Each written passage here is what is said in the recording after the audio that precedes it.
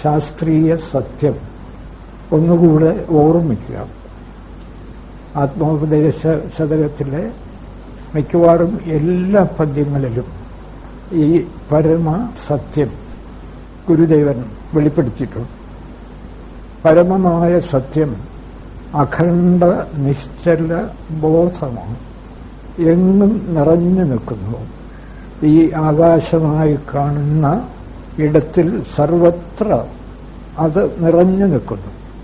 ആ ബോധത്തിലാണ് ആകാശം പോലും ഉണ്ടെന്ന് തോന്നുന്നത്. സർവത്ര നിറഞ്ഞു നിൽക്കുന്നതായതുകൊണ്ട് അത് മാത്രമേ വാസ്തവത്തിലുള്ളൂ. അതിൽ പലതുണ്ടെന്ന് തോന്നുന്നത് വെറും ഭ്രമം, നാമരൂപഭ്രമം.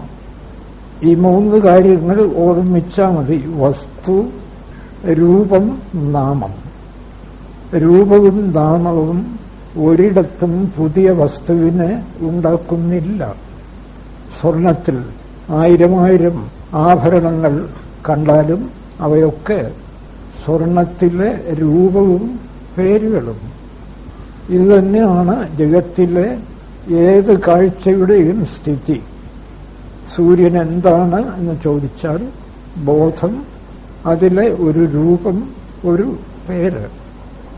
ഇങ്ങനെ ഏത് കാഴ്ചയും വസ്തു സൂര്യൻ, ഒരു രൂപം, ഒരു പേര്. രൂപവും പേരും മാറി മാറി വരും. വസ്തുവിന് ഒരു മാറ്റവുമില്ല. ഇത് അലംഘനീയമായ ശാസ്ത്രീയ സത്യം.